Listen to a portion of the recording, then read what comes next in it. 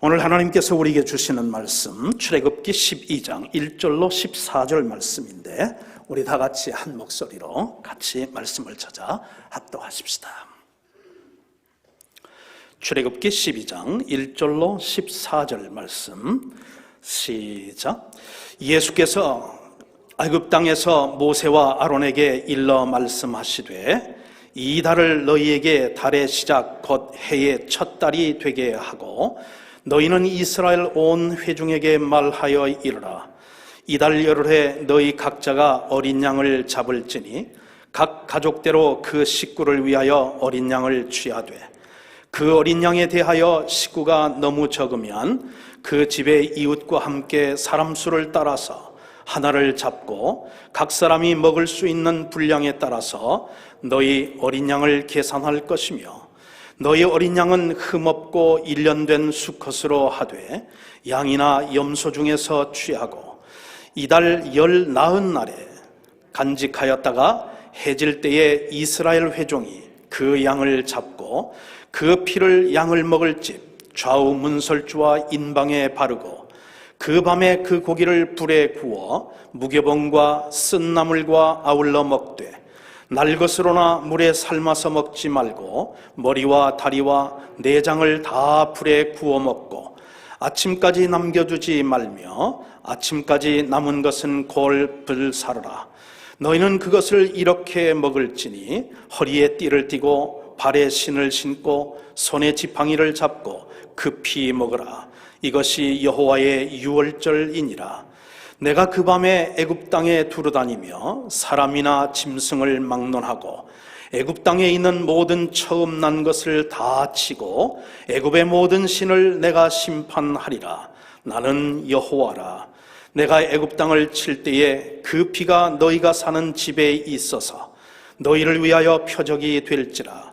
내가 피를 볼 때에 너희를 넘어가리니 재앙이 너희에게 내려 멸하지 아니하리라. 너희는 이날을 기념하여 여호와의 절기를 삼아 영원한 규례로 대대로 지킬지니라. 아멘. 아멘. 우리가 지난 주일까지는 9가지 그런 재앙들을 면면히 살펴보는 그런 시간을 가졌습니다. 이제 장자의 죽음이라고 하는 그런 마지막 그런 재앙이 내리기 전에 하나님께서는 이스라엘 백성들이 준비해야 할 것이 있음을 모세와 아론을 통해서 오늘 지시해 주시고 계십니다. 죽음의 사자들이 그런 이제 이집트의 모든 가정들을 그렇게 가서 사람의 첫 태생이든지 짐승의 첫 태생이든지를 막론하고 이제 죽이게 되는 그런 재앙이 있기 전에 어떻게 하면 이 죽음의 재앙을 이스라엘 백성들은 피할 수 있을지 낱낱이 자세하게 친절하게 가르쳐 주시는데 누구를 통해서 가르쳐 주시느냐면 모세와 아론을 통해서 그렇게 지시사항을 가르쳐 주고 있다 하는 것입니다. 여러분, 하나님께서 왜 오늘날 강단에 안수받고 신학을 전문으로 훈련받은 하나님의 종들을 그렇게 세워서 말씀을 전하는지 하는 것에 대한 답변이 오늘 여기에서도 우리가 답을 찾아볼 수가 있는 거죠. 하나님께서는 하나님의 그 뜻을 모든 사람들에게 알게 하는 그런 이제 뜻도 있지만 훈련받고 하나님께서 세우시고 안수하시고 그러면서 또 위임된 그런 주의 종들을 통해서 하나님의 그런 말씀을 선포하는 그런 직책을 맡았는데 그 맡겨진 사명을 감당하시는 분들이 누구냐면 그때는 모세와 아론이었지만 지금은 안수받은 주의 종들이고 신학을 전공하고 그러면서 하나님 앞에 그 삶을 헌신한 주의 종들을 통해서 그 일을 감당하고 있다고 하는 사실을 우리 성도들은 분명히 이제 이해하시고 그분들의 그 말씀 선포의 그 직책과 사명을 위해서 기도하시는 성도들과 교회가 되어야 될 줄 믿습니다. 오늘 밤 우리는 유월절 어린 양과 어린 양의 그 피에 대해서 좀 집중적으로 같이 말씀을 묵상하려고 합니다. 자, 먼저 파트는 뭐냐면 이 유월절 어린 양은 어떤 이제 양이냐 하는 것에 대해서 좀 한 4가지 우리 하나님께서 지시하신 사항을 여러분에게 말씀을 드리기를 원하고요. 그러면서 또한 설교 이제 그 중반 이후에는 어린 양의 그 피, 어린 양의 그 피는 어떤 그런 이제 효력을 갖고 있는가 하는 것을 또 살피면서 6월절 절기에 대한 그런 이제 말씀을 같이 묵상해 봅니다. 자, 먼저 우리가 6월절 어린 양에 대해서 하나님께서 모세와 아론을 통해서 어떤 지시를 내렸는지를 한번 살펴보는데, 이 지시 사항에는 4가지가 포함이 되고 있습니다. 제일 먼저 우리가 이 6월절 양에 대해서 살필 것은 여러분 3절에 나와 있는 말씀인데, 6월절 양은 어린 양이어야 한다는 내용입니다. 이것은 모세나 아론이 한 것이 아니라 하나님께서 명하신 내용인데, 6월절 양은 어린 양이어야 된다 하는 내용입니다. 자, 3절에 보면 너희 각자가 어린 양을 잡을지니 어린 양을 취하여, 그렇게 말씀을 하고 있죠. 여러분, 이 6월절은 이스라엘 백성들이 400년 동안 이 애굽에서 종살이 하다가 하나님의 기적적인 그런 은혜로 말미암아 그 종살이와 노예에서 이제는 풀려나 해방을 맞는 그 사건을 기념하기 위해 하나님께서 최초로 새롭게 만든 절기가 그게 6월절이다 하는 것이고요. 이 6월절은 모든 이스라엘의 자손들이 대대로 이제 지켜야 하는 그런 절기다 하는 것입니다. 우리가 이제 출애굽기나 레위기나 이렇게 쭉 민수기, 신명기를 보다 보면 하나님께서 절기를 주시는데, 어떤 절기는 너희가 이제 지켜야 할 절기니라라고 하는 그런 말씀이 있는가 하면, 어떤 절기는 너희가 자손 대대로 영원히 지켜야 할 규례니라라고 하는, 그렇게 해서 좀 이제 2 종류의 그런 어떤 절기를 구별하시는 하나님의 모습을 보는데, 이 6월절은 몇 번 하고 마는 그것이 아니라 두고두고 모든 그런 이제 자손들이 대대로 영원토록 지켜야 할 절기라고 주님 말씀하고 계십니다. 여러분, 그런 의미에서 이 6월절은 우리 한민족의 어떤 역사로 본다고 하면 광복절에 해당하는 것이죠. 일제 36년의 어떤 그런 이제 참 억압 속에서 하나님의 그런 기적적인 은혜로 우리 민족이 해방을 받은 그 광복절에 해당하는 것이 바로 유대인들에게는 이 6월절이다 하는 것입니다. 이스라엘 백성이 애굽의 종살이에서 해방되기 위해서는 반드시 뭐가 필요했냐면 어린 양의 희생 제물이 필요했는데, 하나님의 지시에 따라서 모세는 이스라엘 모든 백성들이 그 애굽에서 죽음의 재앙이 내리기 전에 먼저 희생 제물을 잡는데, 그 희생 제물로 하나님께서 지시해 주신 그 양이 어떤 거냐면 어린 양이었다 하는 것입니다. 그리고 이 어린 양은 아무 때나 잡는 것이 아니라 하나님께서 지정해 주신 그 달이 있는데, 그 달이 아빕월이라고 하는 달인데, 우리로 말하면 태양력으로 한다면 그게 정월입니다.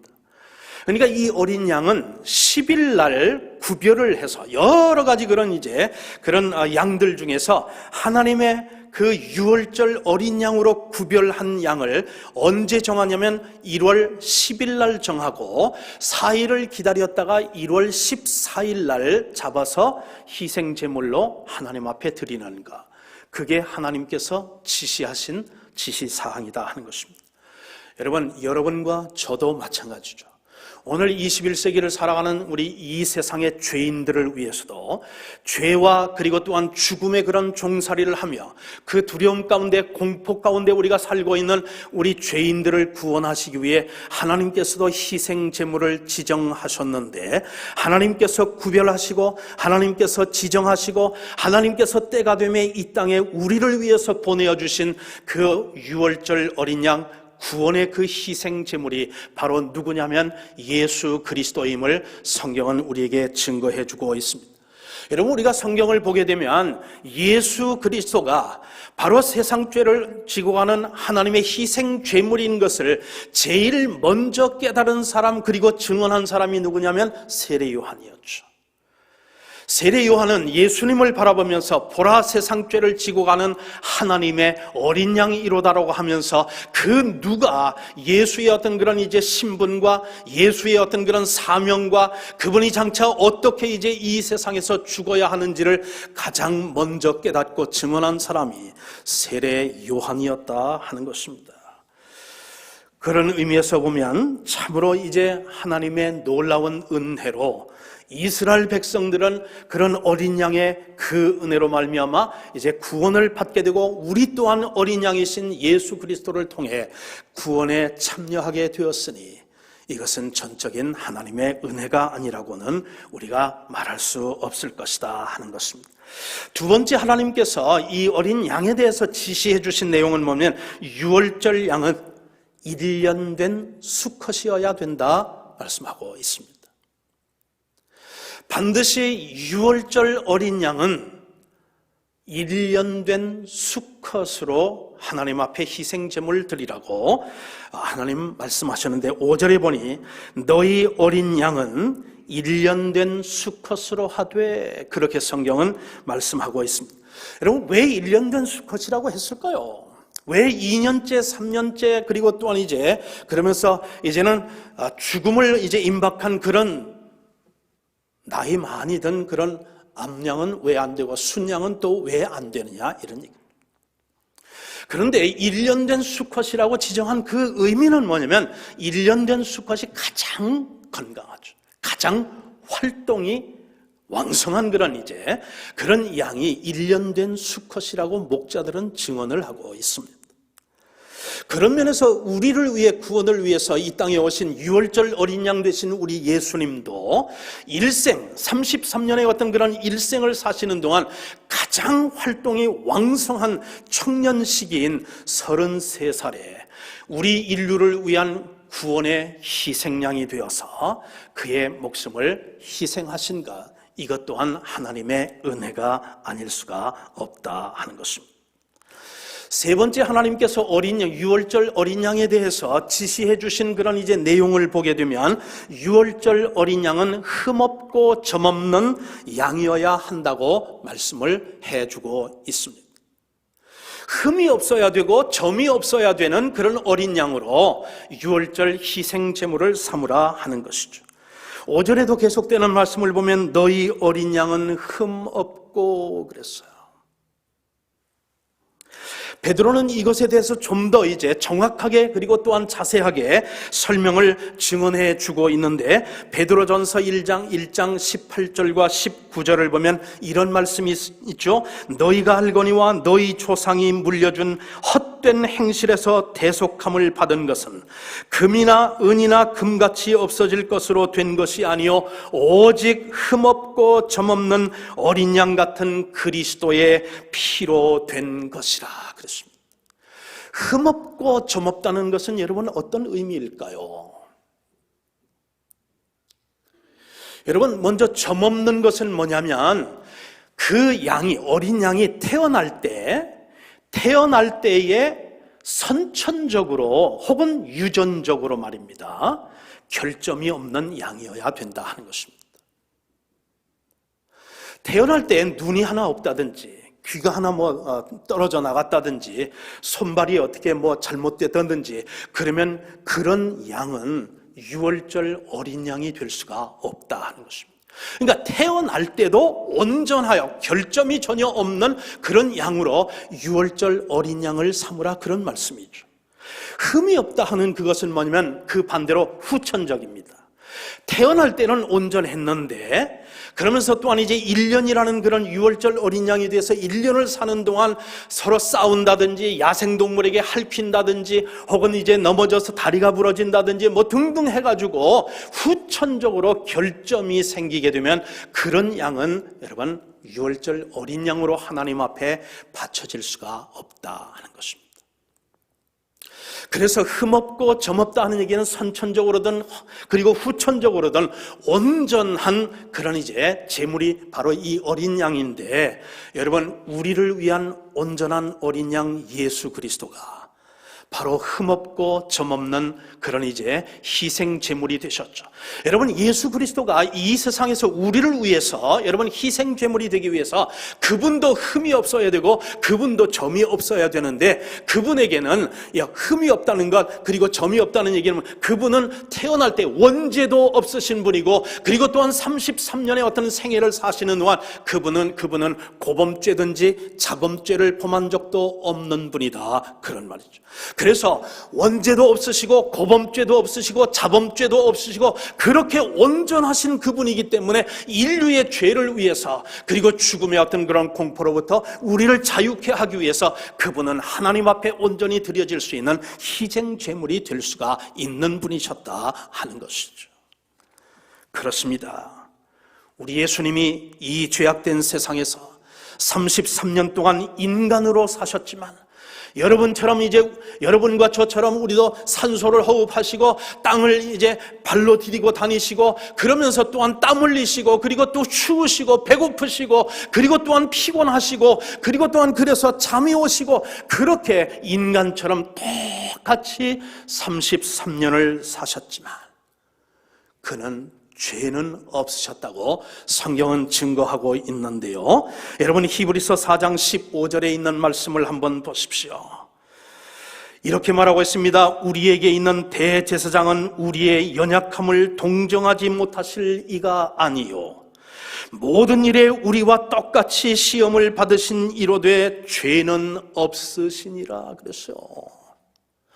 우리 예수님께서 죄가 없으시다는 유혹을 안 받으셨기 때문입니까? 아닙니다. 예수님도 유혹을 받으셨어요. 그분 앞에는 어떤 시험이 없었기 때문입니까? 아닙니다. 그분은 우리보다 더 엄청난 그런 시험을 받으셨는데, 똑같이 시험도 받으시고 그리고 또한 아울러 유혹도 받으셨지만, 그분은 원죄가 없으셨고 그분은 고범죄가 없으셨고 스스로 범하는 자범죄도 없으신, 하나님 앞에 온전히 여러분과 저를 위해 하나님 앞에 드려질 수 있는 온전한 어린 양이셨다 하는 사실, 이게 우리에게 얼마나 큰 감격이요, 얼마나 큰 은혜요, 얼마나 큰 기쁨의 근원이 되느냐 하는 것이죠.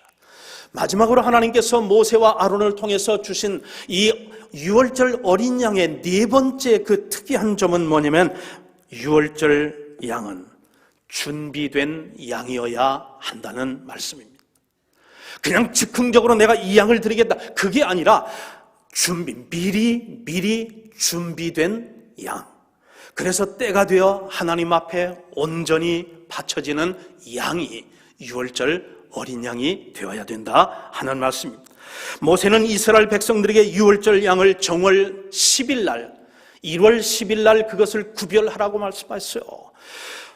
양이 몇 마리가 있든 간에 그 가운데 1년 된 것을 구별하고, 그 1년 된 구별된 것 중에서도 특별히 흠없고 점없는 그 어린 양을 1월 10일 날 딱 준비합니다. 그리고 4일을 기다립니다. 그리고 1월 14일 날 그 하나님의 지시한 그 시기, 즉 밤에 그 양을 잡아 그 피를 뿌리는 그런 이제 역사가 하나님께서 지시해 주신 그런 내용이다 하는 것입니다. 여러분, 기분 내키는 대로 내가 그냥 마음껏 여러 그런 양들 가운데 내가 그냥 기분 내키는 대로 잡아가지고 하나님 앞에 유월절 어린 양으로 드리겠어, 그게 아니라는 것이죠. 여러분, 이렇게 미리 준비하는 그런 어떤 예배, 이렇게 미리 준비하는 헌금, 이것을 본받은 우리의 믿음의 선진들은요, 하나님 앞에 헌금을 드려도 헌돈을요 일부러 은행에 가가지고 빳빳한 그런 이제 지폐로 바꾸어서 미리 봉투에 넣어가지고 그래서 준비했다가 하나님 앞에 정성과 감사함으로 그렇게 봉헌하던 우리의 믿음의 선진들, 저희 부모님도 그러셨어. 그런데 오늘날 그렇게 준비된 그런 예배, 준비된 어떤 그런 헌신, 준비된 그런 봉헌이 많이 약화된 것이 너무나 좀 안타깝다, 그런 생각이 좀 듭니다. 여러분, 그런데 저는요, 중요한 질문 하나를 여러분에게 던지겠습니다. 우리 예수님은 말입니다. 예수님이 지금 유월절 어린 양이라고 말씀을 드렸는데, 우리 예수님은 하나님께서 언제 유월절 어린 양으로 구별하셨을까요? 언제 하나님께서는 예수 그리스도를 유월절 어린 양으로 준비하시고 구별하셨을까요? 우리 예수님도 준비되신 유월절 어린 양이라는 사실입니다. 아담과 하와가 에덴 동산에서 하나님의 말씀을 불순종하고 선악을 알게 하는 그 나무의 열매를 따먹는 그 순간, 하나님과 아담과 하와 사이의 신뢰는 깨졌고, 그 관계도 이제는 깨졌고, 그 언약도 깨졌고, 결국은 아담과 하와는 에덴에서 축출되어 실락원하였고, 그런데 바로 그 순간 하나님께서는 여자의 후손과 뱀의 후손 사이에 그런 이제 싸움 투쟁이 있을 것을 말하고, 그때에 벌써 여자의 그런 후손으로 인류를 위한 구세주여 유월절 어린 양으로 구별하신 게 어디서냐면 에덴 동산이었었고, 그리고 아담과 하와가 실패하는 그 순간 하나님께서는 바로 이 유월절 어린 양으로 예수 그리스도를 예비하시고 준비하셨고, 때가 되심에 회개하라 천국이 가까웠다 외치시면서 우리 유월절 어린 양이신 예수가 유대 광야에 나타나 이제 사역을 하시기를 시작하셨다는 사실, 그런 의미에서 우리 예수님은 하나님께서 창세전 오래전부터 미리 예비하신 유월절 준비된 어린 양이었다 하는 것입니다. 그리고 때가 되면 그분이 이 땅에 오셔서 누구도 대신할 수 없는 대속의 죽음으로 십자가를 지시고, 그리고 피를 흘려 여러분과 저의 구원의 그런 길을 마련하신가, 이게 우리가 한 일이냐 하는 것이에요. 이 일에 여러분이 공헌한 게 뭐가 있습니까? 여러분이 거기에 이제 정말 보탠 게 뭐가 있습니까? 여러분과 제가 거기에 공헌한 것이 무엇이 있습니까? 아닙니다. 우리가 보탠 게 아무것도 없어요. 그리고 우리가 또한 이제 공헌한 게 아무것도 없습니다. 이것은 전적으로 하나님의 은혜로 된 것이고, 전적으로 하나님의 축복으로 된 것이요, 예수님이 유월절 어린 양으로 온전한 희생제물이 되어 돌아가신 것은 다른 사람이 아닌 바로 우리의 죄를 위해서 그분이 돌아가셨고, 우리를 대신하여 그분이 십자가에 달려 돌아가셨다는 이 사실이 우리에게 영원한 감격과 기쁨과 감사의 근원이 되어야 될 줄 믿습니다. 자, 이제는 우리가 두 번째 살펴봐야 되는데, 유월절 어린 양의 피에 대해서 이제 우리가 또 한번 묵상을 해보십시다. 이 유월절 어린 양의 피에 대해서 하나님께서는 모세와 아론에게 어떤 지시를 내려주셨는지를 한번 묵상하는 시간을 가지겠습니다. 세 가지 지시사항을 내리셨습니다. 제일 먼저 우리가 살펴볼 것은 뭐냐면, 죽음의 어떤 그런 재앙이 도달하기 전에 이스라엘 백성은 어린 양의 피를 문에 발라야 했습니다. 자, 어디에 발라야 했다고요? 문에 발라야 했습니다. 그 피를, 7절을 보니까 그 피를 양을 먹을 집 좌우 문설주와 인방에 바르고 그랬습니다. 자, 유월절 어린 양을 이제 불에 구워서 가족들과 함께 그 희생 제물을 가족들이 이제 먹는데, 그 먹을 때 그 어린 양, 희생양이 흘린 그 피를 어디에다가 발라야 되느냐면 그 집의 바깥 문에다가 발라야 된다 하는 것입니다. 근데 문에 바르는데요, 어디에 바르냐면 문설주, 좌우 문설주와 문인방에 바르라는 거죠. 저기 보세요. 그림을 한번 보십시오. 양쪽에 있는 이 기둥이 이게 문설주죠. 그리고 위에 있는 이것이 문인방입니다. 자, 그런데 질문이 하나 여러분에게 있어요. 질문을 하나 드립니다. 왜 문지방에는 피를 바르지 않았느냐 하는 것이에요. 문 좌우 문설주와 그리고 인방에는 발랐는데 왜 문지방에는 바르지 않았느냐 하는 것이에요. 이스라엘의 모든 그런 말씀을 들은 그런 이제 가족들마다 아버지가 나가든지 삼촌이 나가든지 누가 되든 그러면서 어린 양의 피를 가지고 나가서 좌우 문설주와 그리고 인방에 그리고 어린 양의 피를 발랐다 하는 것입니다. 그런데 왜 문지방은 피를 바르지 않았느냐 하는 것이에요.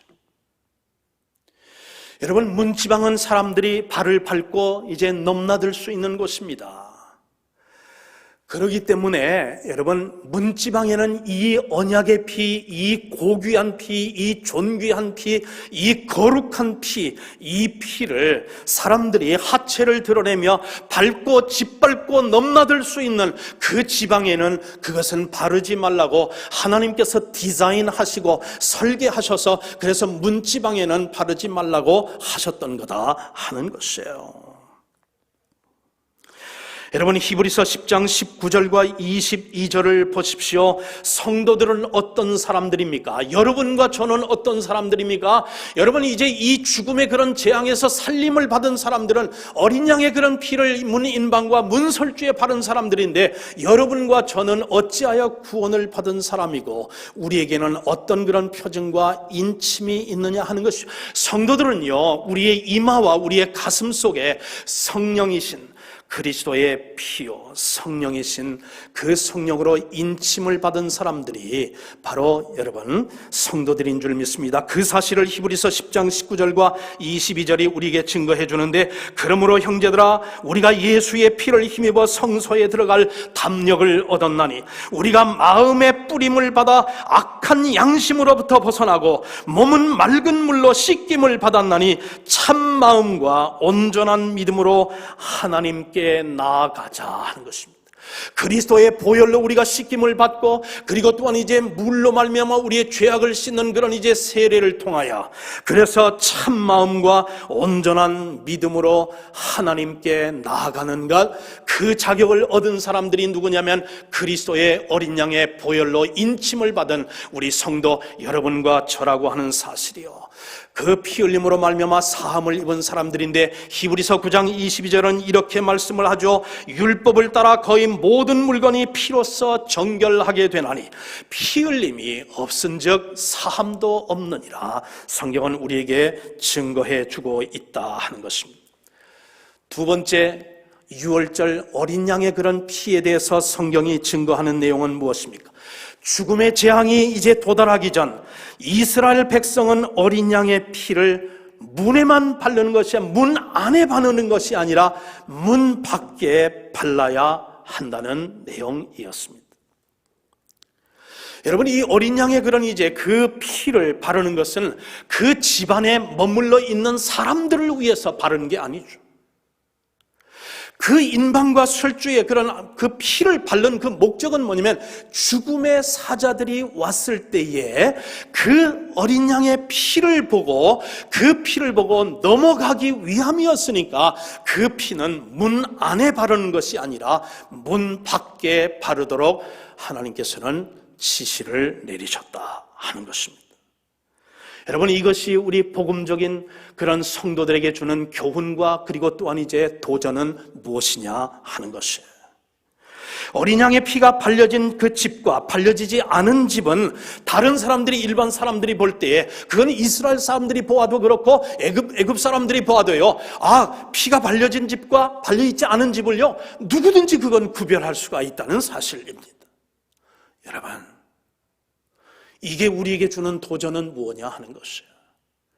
그리스도의 어린 양의 그런 이제 순전한 그 피로 우리가 머리 이마에 인침을 받고 가슴에 이제 발림을 받은, 그래서 구속받은 하나님의 백성들이 여러분 우리의 삶을 통해서 우리의 언행 심사를 통해서 믿지 않는 사람들에게 저 사람들은 구원받은 사람들이구나, 저 사람들은 예수를 따르는 예수 믿는 사람들이구나 하는 증거가 있어야 된다 하는 것이에요. 여러분, 예수를 믿는 사람들이 예수 믿지 않는 사람들과 함께 섞여 있어서 섞여 있고 섞여 사는다 할지라도 예수 믿는 사람들은 뭔가 믿지 않는 사람들이 볼 때에 다른 점이 있어야 된다 하는 것 아니겠습니까? 예수 믿는 사람들이나 인침을 받은 사람이나 구원받은 사람이나 구원받지 않는 사람이나 그저 대동소이하고 차이가 없다고 하면 여러분, 그러면 과연 우리가 제대로 예수 믿는 사람이 되겠습니까? 우리는 예수 그리스도의 그런 이제 보혈의 그것으로 우리 머리와 그리고 또한 우리 가슴에 여러분 인침을 받은 사람들이니 우리가 공적으로 신앙 고백을 해야 되죠. 사람들 앞에서 나는 예수 믿는 사람이요 라고 하면서 신앙 고백을 하고 그것을 자랑스럽게 떳떳하게 그렇게 우리가 표현하고 표시하고 당당할 필요가 있다 하는 것이에요. 물론 인정합니다. 이 코로나 사태로 인해서 참으로 교회 다니는 사람들이 혐오 집단이고 교회가 혐오 집단으로 그렇게 이제 참 도배가 되어 있고 그렇게 전락한 이 시대에 우리가 정말 더욱 여러분 우리의 행실로 인해서 우리의 언행심사를 통해서 우리 예수 믿는 사람들이 어떤 사람들이냐 하는 것을 이 세상 사람들에게 보여줘야 할 시기가 언제냐면 우리가 살고 있는 이 코로나 시대, 이 시대가 바로 그런 때가 아니겠습니까? 여러분, 세상이 어둡다고 비친 우리가 세상이 왜 이렇게 어렵냐고 우리가 불평할 것이 아니죠. 우리가 여러분 성령의 뜨거운 역사를 이루는 우리가 세상이 왜 이렇게 차가워하면서 우리가 불평할 게 아니죠. 이렇게 차가운 세상을 우리가 뜨겁게 만드는 게 누구냐면 우리들이죠. 여러분이 이렇게 캄캄한 이 세상을 여러분 밝히는 사명을 누구에게 줬냐? 하나님께서 우리에게 주셨으니 여러분 우리가 당당하게 예수 믿는 사람들이고 그리고 떳떳하게 그것을 자랑스럽게 행실할 수 있기 위해서는 여러분 예수 믿는 제대로 된 그런 모습으로 우리가 나타나야 되겠죠. 여러분 예수님께서도 이런 말씀을 우리에게 도전을 하십니다. 마태복음 10장 32절과 33절을 보면 누구든지 사람 앞에서 나를 시인하면 나도 하늘에 계신 내 아버지 집에서 그를 시인할 것이요 누구든지 사람 앞에서 나를 부인하면 나도 하늘에 계신 내 아버지 앞에서 그를 부인하리라 그렇게 말씀하고 있잖아요. 여러분 문설주와 그리고 문인방에 유월절 어린 양의 피를 바르라고 했는데 이스라엘 백성 중에 어느 사람들이 말입니다. 에이 설마 그럴 리가 있으려고. 여러분 그렇게 하고 그러면서 인방과 그리고 문설주의 어린 양의 피를 바르지 않았다면 어떻게 되었을까요?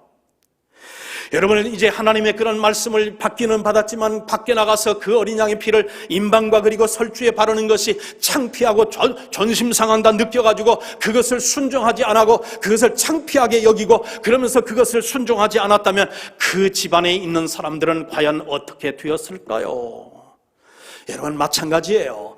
여러분이나 저나 마찬가지다 하는 것입니다. 예수 그리스도를 고백하는 것을 믿지 않거나 불순종하거나 창피하다거나 존심 상한다 하고 그러면서 신앙 고백을 하지 않고 신앙인다운 그런 삶을 우리가 부끄러워하고 살지 않는다면 주님도 그 사람을 마지막 날에 모른다 할 것이라고 하는 무서운 말을 지금 우리에게 던져주고 계신 것 아니냐 하는 것이에요. 마지막으로 우리가 어린 양의 피에 대해서 하나님께서 모세와 아론에게 주는 말씀은 뭐냐면 이 어린 양의 피는 문 안에 있는 사람들에게만 효력을 발생한다고 하는 사실입니다. 문 밖에 바른 그런 이제 피로 말미암아 죽음의 사자가 이제 넘어가기 때문에 그 피를 바른 문 안에 있는 사람들만 그 피의 효력과 그리고 또한 그 능력이 효력을 발생한다고 하는 사실을 이 말씀 속에서 우리가 깨닫게 되죠. 그래서 12절과 13절을 보십시오. 내가 그 밤에 애굽 땅에 두루다니며 사람이나 짐승을 막론하고 애굽 땅에 있는 모든 처음 난 것을 다 치고 애굽의 모든 신을 내가 다 심판하리라. 나는 여호와라. 내가 애굽 땅을 칠 때에 그 피가 너희가 사는 집에 있어서 너희를 위하여 표적이 될지라. 내가 피를 볼 때에 너희를 넘어가리니 재앙이 너에게 내려 멸하지 아니하리라 하셨습니다. 여러분 이 말씀을 잘 보세요. 언제 죽음의 사자가 지나간다고요? 무엇을 보고 죽음의 사자가 넘어간다고요? 내가 그 밤에 정월 14일 날 말입니다. 하나님께서 정하신 그 시와 그때,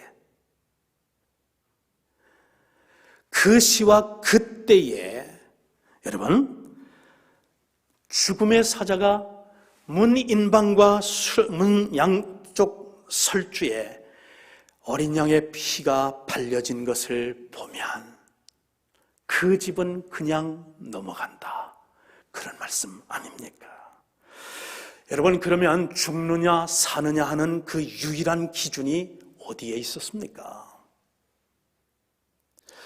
여러분, 죽느냐 사느냐 하는 그 기준이, 그 유일한 기준이 어디에 있느냐면 어린 양의 피가 발려져 있느냐 없느냐 하는 것이에요.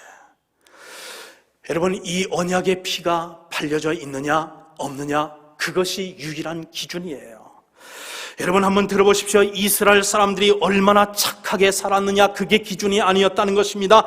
그 사람들이 얼마나 이제 잘 살았느냐, 그게 기준이 아니었다는 것입니다. 그 사람들이 얼마나 성실하게 살았느냐, 그것이 기준이 아니었다는 것입니다. 그것이 기준이 아니고 유일한 기준은 뭐냐면 말씀에 의지하여, 말씀에 순종하여 어린 양의 피를 임방과 그리고 문설주의 바른 그 가정의 사람들은, 그 안에 있는 사람들은 살고, 그렇게 하지 않은 사람들은 죽임을 당한다.